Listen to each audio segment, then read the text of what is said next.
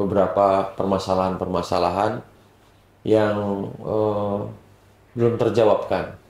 Sebagaimana kewenangan pemerintah itu ada pajak kendaraan bermotor, Iya. ada pajak biaya balik nama kendaraan bermotor, Iya. ada pajak air permukaan, Iya. ada pajak bahan bakar kendaraan bermotor, dan juga ada pajak rokok. Iya, benar. Ini 5 komponen pajak daerah. Berikan kebebasan pendidikan gratis, Iya. kesehatan gratis, jalan mantap, Iya. apapun itu namanya, kembalikan kepada masyarakat. Kita setuju itu. Aduh, luar Karena biasa. itu adalah memang itu jalannya.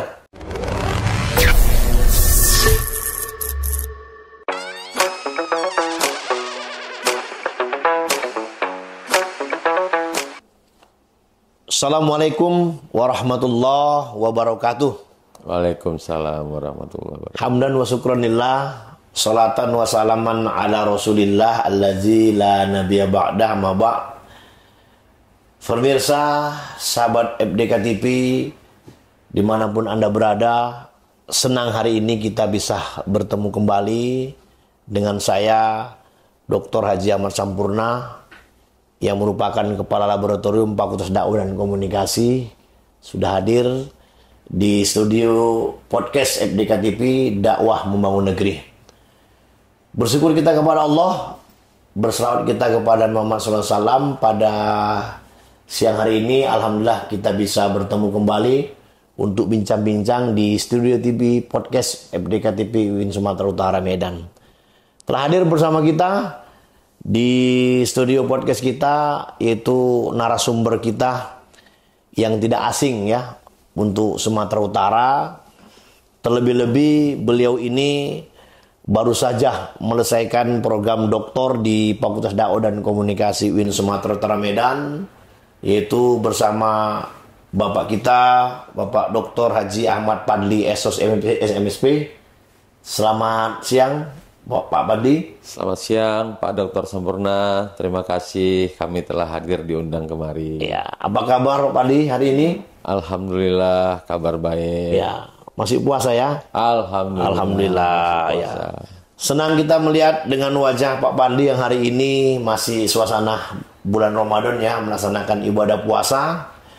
Dan alhamdulillah dengan wajah beliau menambah semangat kita untuk berbincang-bincang tentang program-program yang pernah dilaksanakan oleh Pak Padli.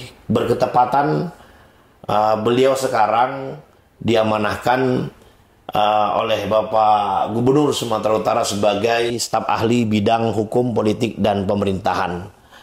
Jadi beliau ini sebelum menduduki jabatan sebagai staf ahli, beliau lama menduduki jabatan sebagai Kepala Badan Pendapatan Daerah Provinsi Sumatera Utara. Benar Pak ya? Ya, benar Pak.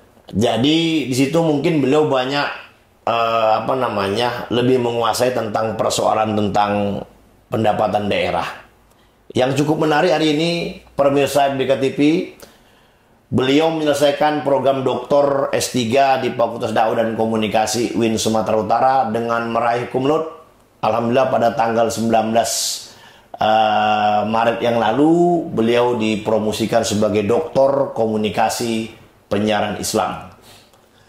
Menarik bagi kita hari ini karena beliau meraih doktor cum laude dengan judul disertasi analisis kebijakan komunikasi pemerintah Provinsi Sumatera Utara dalam meningkatkan pendapatan asli daerah atau PAD pada sektor pajak kendaraan bermotor.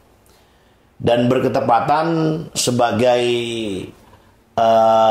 promotor beliau itu promotor 1 Bapak Profesor Dr. Haji Syukur Olil MA dan kopromotor yaitu Bapak Dr. Anang Anas Ajar MA.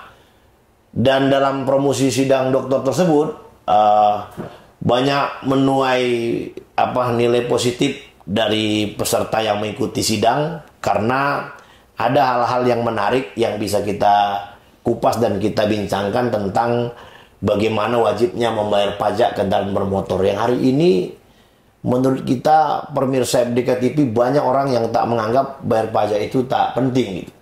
Jadi sebenarnya salah satu dengan bayar pajak itu ya akan menambah pendapatan dan pembangunan di daerah kita khususnya Sumatera Utara gitu.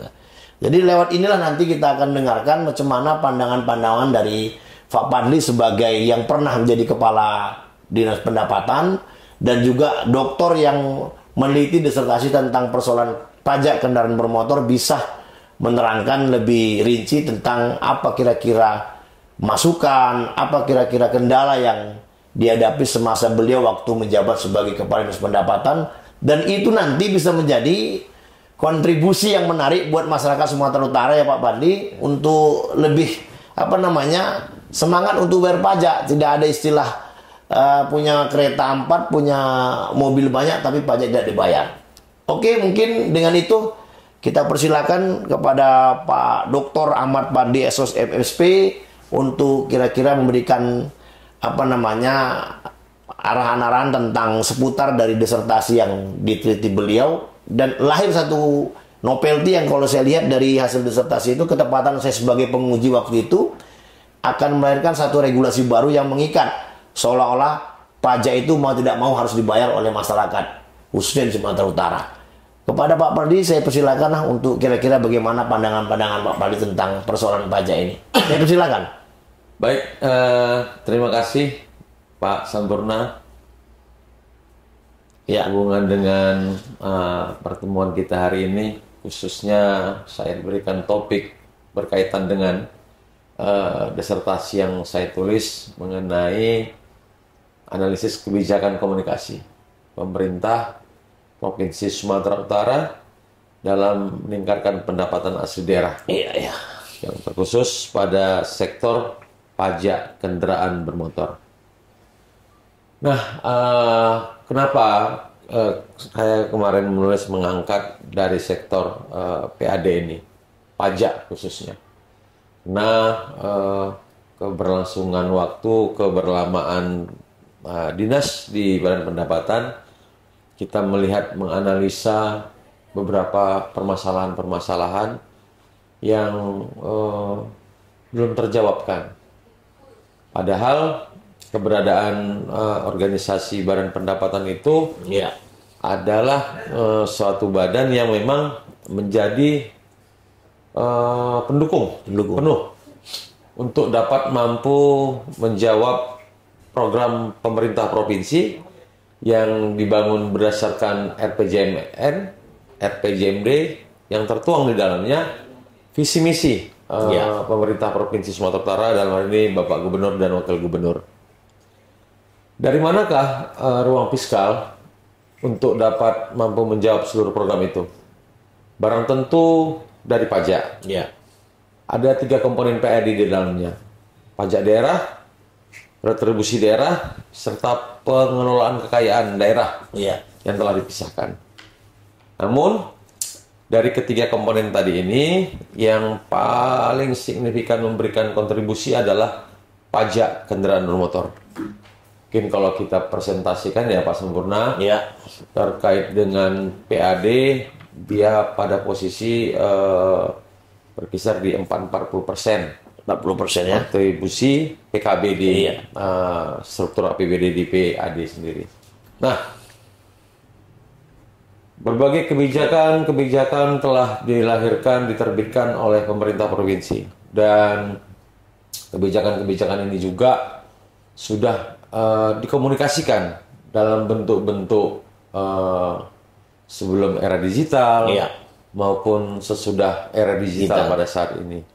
Sebelum era digital, dulunya memanfaatkan media-media cetak, media-media insan pers, media-media yang ada pada counterpart kami, dalam hal ini kemarin itu Bank Sumut.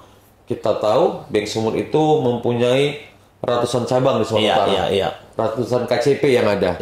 Nah, bila mana ada kebijakan lahir, langsung Bank Sumut membantu tuh dengan adanya spanduk tentang adanya pemberian keringanan ataupun kemudahan atas kebijakan yang diterbitkan oleh pemerintah provinsi. Dari era digital kita sudah tahu pemanfaatan media-media mainstream saat ini itu juga sudah, saya rasa maksimal lah sudah ya. maksimal.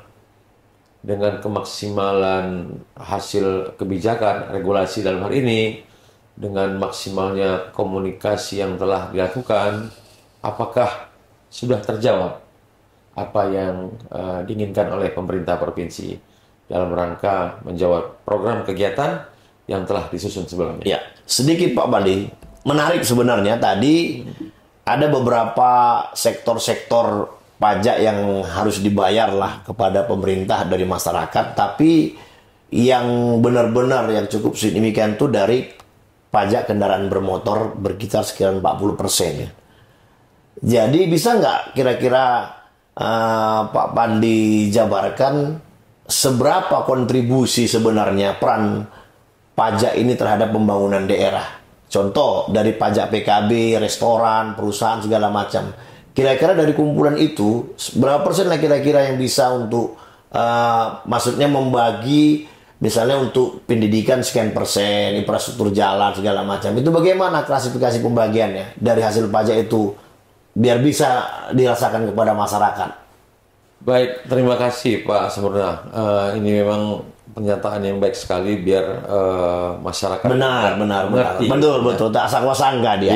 Ya. Nah, dari beberapa komponen pajak, sebagaimana kewenangan pemerintah itu ada pajak kendaraan bermotor, ada pajak biaya balik nama kendaraan bermotor, ada pajak air permukaan, ada pajak bahan bakar kendaraan bermotor, dan juga ada pajak rokok. Iya, benar. Ini 5 komponen pajak daerah. 2 komponen yang di bawah saya sebutkan tadi, pajak rokok dan pajak bahan bakar, itu sifatnya self assessment. WAPU kita adalah Pertamina dan vendor-vendor lainnya, dan juga ini bagi hasil dari cukai rokok Kementerian Keuangan. Yang lainnya kita sebagai Fiskus. Kalau biaya balik nama itu khususnya biaya balik nama kendaraan pertama, kendaraan baru, itu dipengaruhi oleh pertumbuhan ekonomi dan daya beli masyarakat. Nah, kalau PKB ini itu murni dari kita sebagai masyarakat, kita sebagai pemilik kendaraan, kita sebagai pengguna fasilitas publik, kita harus memenuhi kewajiban kita dalam membayar pajak. Nah, dari susunan-susunan itu tadi, pajak daerah, retribusi daerah, dan pengelolaan kekayaan daerah dipisahkan, sebagaimana pedoman umum. Pedoman umum ada namanya itu, Pak Sempurna. Pedoman umum penyusunan APBD. Itu ada presentasinya, Pak. Jadi mungkin kalau untuk infrastruktur infrastruktur. Kalau saya nggak salah nanti mohon dikoreksi, 40% dari hasil pajak daerah itu untuk infrastruktur. Baik itu jalan, baik itu jembatan, baik itu juga pembangunan fisik di rumah-rumah sekolah, itu termasuk infrastruktur, dan juga bangunan-bangunan fisik di sektor kesehatan. Itu bagian dari persentase 40-nya. Juga ada alokasinya untuk pendidikan. Itu kalau nggak salah sekitar 20 ke 25% itu. Sama dia dengan persentase untuk kesehatan. Itulah alokasi ini tadi. Nah, jadi kalau memang melihat dari persentase ini, berkaca dari apa yang diberikan masyarakat kepada pemerintah, baik itu kabupaten kota maupun provinsi, akan kembali lagi Pak Sempurna. Akan dikembalikan lagi kepada masyarakat Dalam bentuk apakah itu?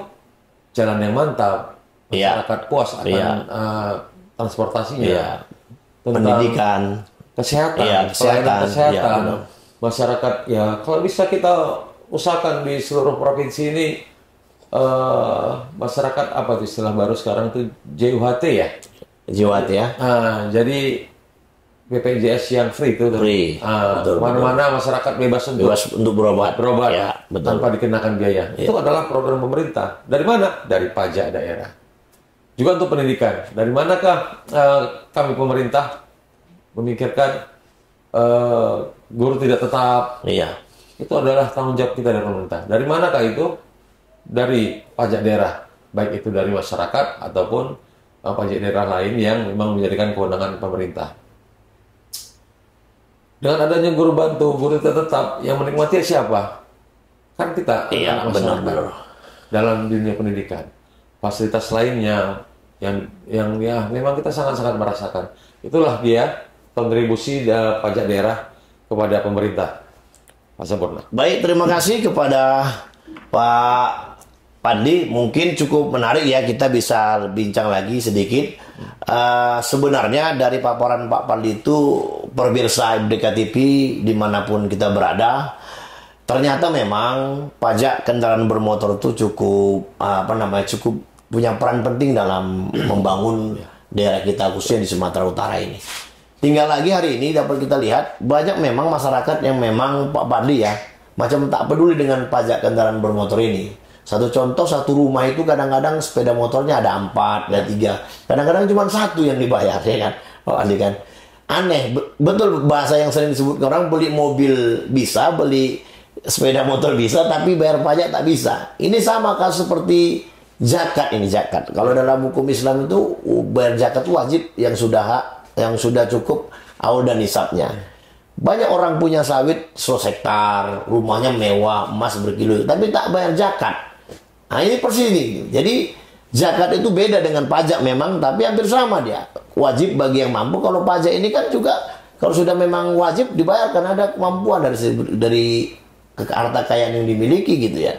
Jadi menariknya gini Pak Pandi, mungkin ada sedikit statement dari Pak Pandi. Di disertasi Pak Pandi ini kan ada hasil yang ditawarkan bahwasannya untuk mengantisipasi supaya orang itu mau tidak mau, suka tidak suka bayar pajak, maka harus ada regulasi yang lebih kuat mengikat sehingga orang itu, masyarakat itu tidak lagi bisa mengelak.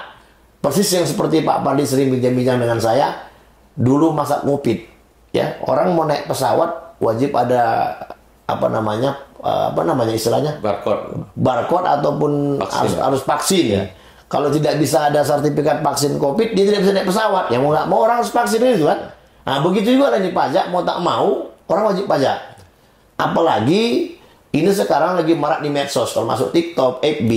Walaupun belum keluar regulasi hukumnya, tapi sudah ada muncul wacana untuk perampasan aset bagi kendaraan motor yang tidak membayar pajak 2 tahun, ditarik menjadi aset negara. Nah ini bagaimana ini pandangan Pak Pandi mungkin di closing akhir nanti, kira-kira setuju atau gimana tentang, karena menuai pro kontra ini masyarakat tentang perampasan aset itu. Saya kira arahnya mengarah ke sana untuk supaya orang wajib bayar pajak.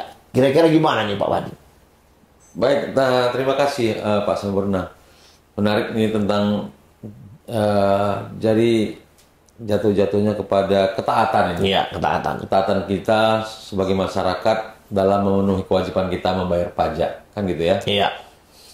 Nah, memang kalau kita berkaca dari kendaraan motor, kita lihat itu sampai dengan saya beranjak dari Bapenda kemarin ada sekitar 8.400.000. Iya. Potensi data kendaraan motor. Kalau dipertanyakan, berapakah persentase dari potensi itu yang memenuhi kewajiban? Iya. Tidak lebih tidak kurang hanya 25% aja, Pak. 25% ya, luar biasa ya. 8.400.000 cuma 25%. Dari 8.400.000 yang paling memenuhi kewajiban itu adalah 25%. 25%. Luar biasa. Ya, itu dia. Nah, kenapa ini ada terjadi? Kenapa masyarakat tidak patuh? Ya mungkin kalau kita membaca, melihat dari regulasi, ya regulasi yang belum kuat dan mengikat. Itu analisa saya. Ya, Kenapa? ya. Masih ada lagi ruang-ruang di dalam regulasi itu yang memberikan kemudahan kepada masyarakat bila mana tidak memenuhi kewajibannya. Iya, benar. Contoh misal pajak kendaraan motor. Bila kita tidak memenuhi kewajibannya, hanya dikenakan denda. Denda itu 2% 1 bulan. Iya. Jadi kalau 1 tahun itu dendanya 24. Iya. Oke? Iya. Kalau kita sampaikan kepada masyarakat yang tidak memenuhi kewajiban, istilah kami dulu itu namanya surat peringatan pajak kendaraan motor. Ya, batas kewenangan itu hanya menyampaikan, tapi memaksa untuk membayar itu tidak ada. Nggak ada ya? Nggak ada. Nggak ada. Nah, nanti bila mana kita sampaikan surat itu, kita berikan pemahaman kepada masyarakat bahwasannya nanti Bapak denda Bapak meningkat. Nah, masyarakat jawab, ya udah, nanti dendanya pun kalau kami ada rezeki kami bayar. Iya. Persoalan kan selesai itu. Iya. Kan selesai. Selesai. Udah habis. Kita mau kemana lagi?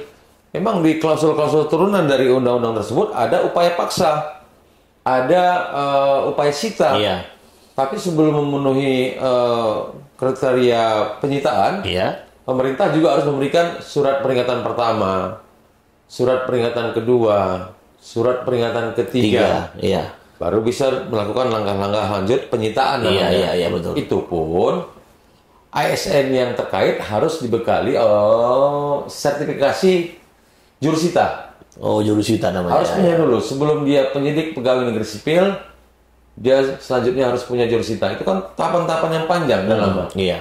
Nah, kalau memang di suatu ketentuan undang-undang pajak wajib memaksa, jangan ada lagi klausul ini. Berikan penegasan kepada masyarakat. Betul. Saya setuju itu. Setuju ya? Dengan yang belakangan ini kita lihat viral itu ya. Iya, viral.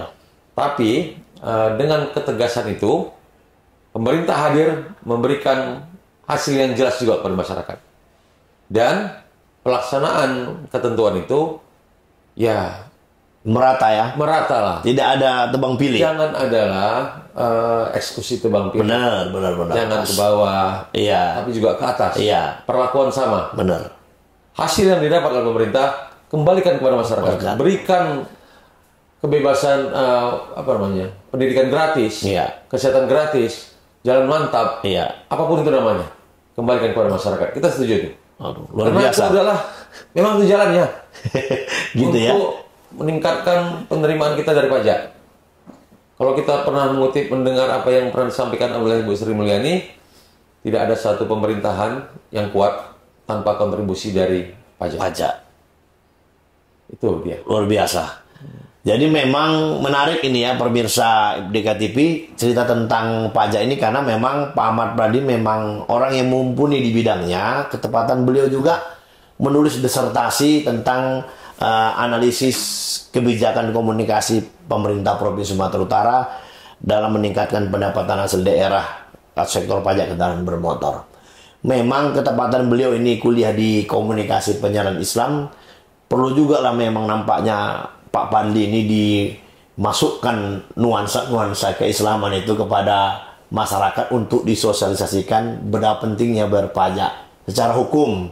Janganlah pula kita sudah punya harta banyak, punya uang berlebih, punya kendaraan banyak, tapi tidak mau bayar pajak. Itu kan luar biasa itu. Nah, itu juga salah kan menurut pandangan agama. Itu perlulah macam ada regulasi juga seperti itu. Saya lihat di disertasi Pak Pandi pun itu ada mencantumkan untuk memasukkan prinsip-prinsip komunikasi Islam itu di dalamnya supaya pendekatan agama itu lebih ditekankan. Baik saudara pemirsa FDK TV dimanapun Anda berada, senang kali ini mungkin karena waktu juga yang memisahkan kita, mungkin sebelum kita tutup kita minta dulu closing statement dari Pak Pandi kira-kira setelah mencapai gelar doktor komunikasi penyiaran Islam ini dan sekarang diamanahkan menduduki jabatan sebagai staf ahli bidang hukum, politik dan pemerintah, apa kira-kira pandangan Pak Pandi ke depan untuk pembangunan Sumatera Utara ini? Terima kasih Pak Sempurna.